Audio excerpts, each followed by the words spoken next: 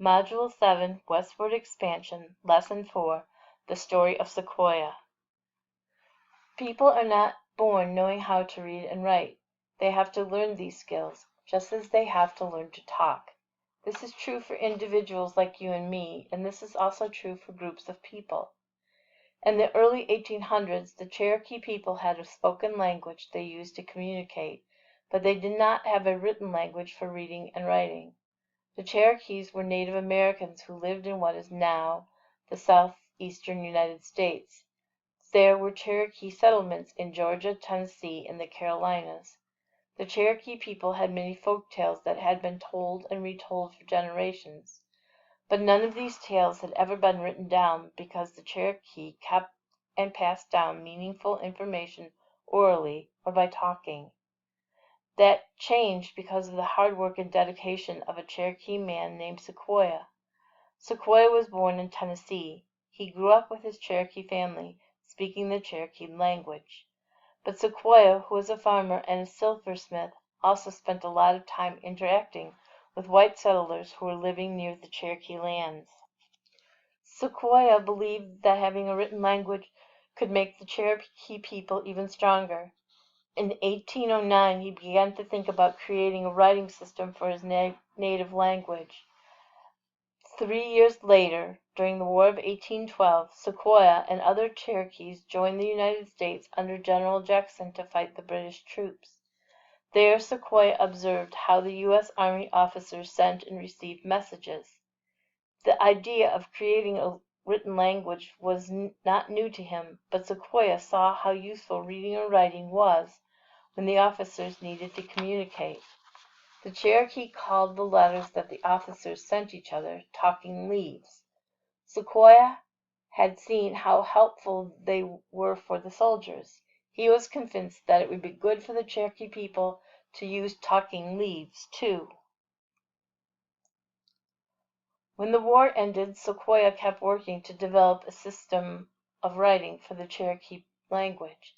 At first he tried to come up with a symbol for each word in the language. He spent a year trying to create or make symbols for all the words in the Cherokee language.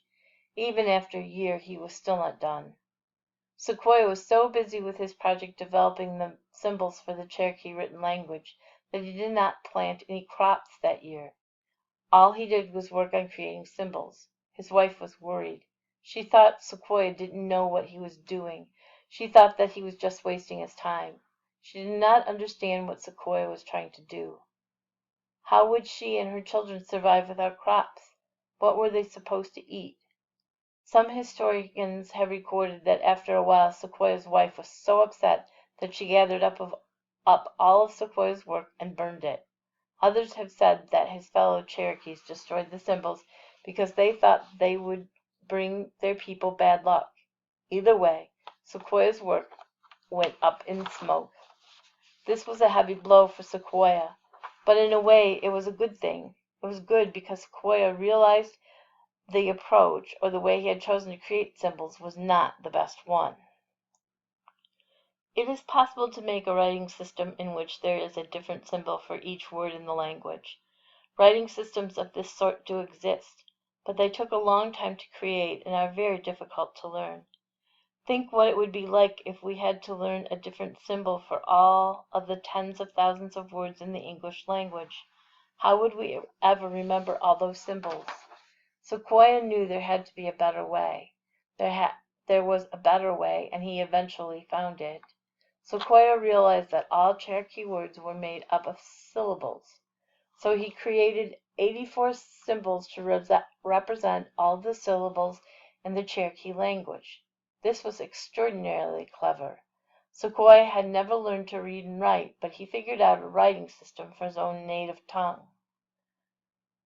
Once Sequoia had come up with symbols for the 84 syllables in the Cherokee language, he was confident that he could teach other people to use them.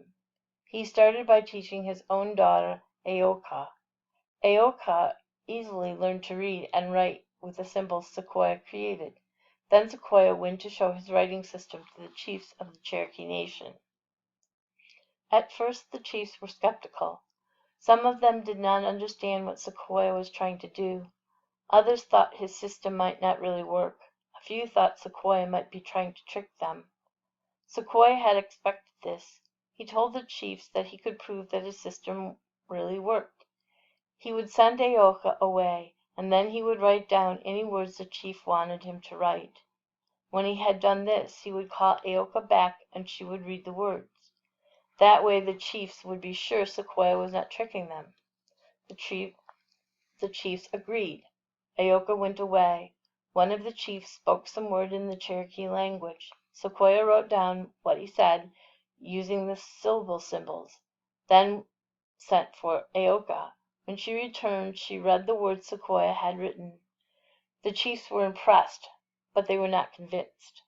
They tried the same test a few more times, using different words each time. The chiefs had Sequoyah write the symbols and then called Aoka in to read them.